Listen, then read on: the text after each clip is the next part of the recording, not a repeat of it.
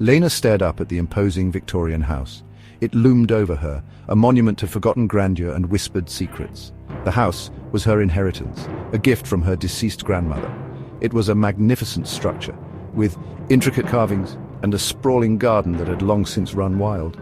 Yet a chill ran down Lena's spine as she approached. The locals had always avoided the place, their faces creased with fear when they spoke of the old house on the hill. Lena dismissed their superstitions as folklore.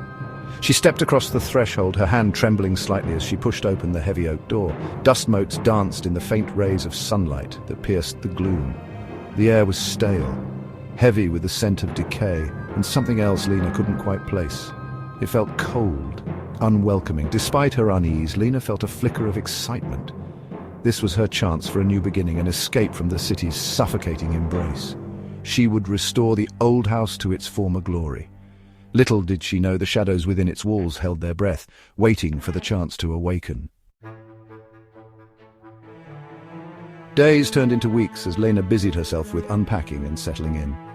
She found solace in the rhythm of her work, pushing aside the unsettling events that plagued her nights. Footsteps echoed from the attic above, heavy and deliberate. Yet each time she ventured upstairs, she found nothing. The silence was almost deafening, broken only by the creaking of the old house as it settled around her. One night, unable to shake the feeling of being watched, Lena found herself drawn to the attic once more. A single bare bulb cast long, grotesque shadows across the dusty furniture. The air was thick with dust and the faint scent of mildew. Her gaze fell upon a large, ornately carved mirror, hidden beneath a heavy sheet. It was positioned at the far end of the attic, facing away from the single window. Curiosity piqued, Lena slowly peeled back the sheet, revealing the mirror's dusty surface. It was an imposing object, its frame crafted from dark, heavy wood.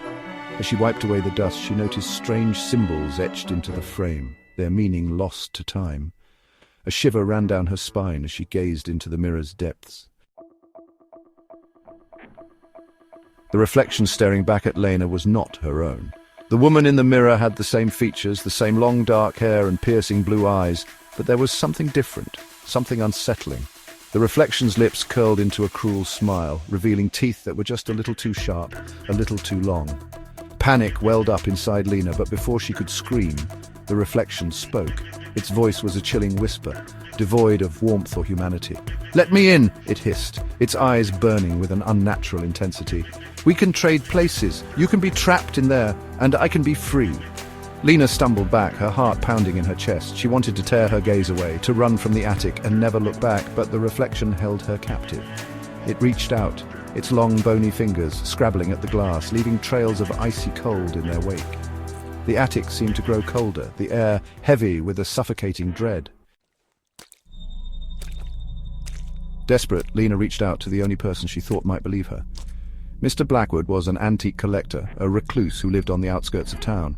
He listened intently to her story, his gaze sharp and unwavering.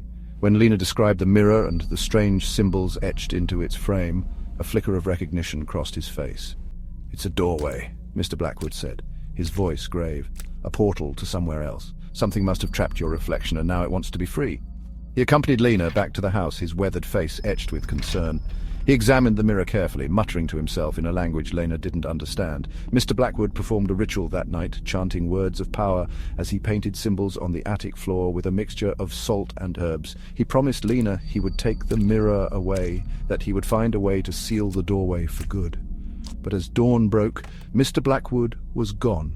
The mirror remained, its surface reflecting Lena's terrified face, and in its depths, her reflection watched, waited, its malevolent gaze promising a terror yet to come.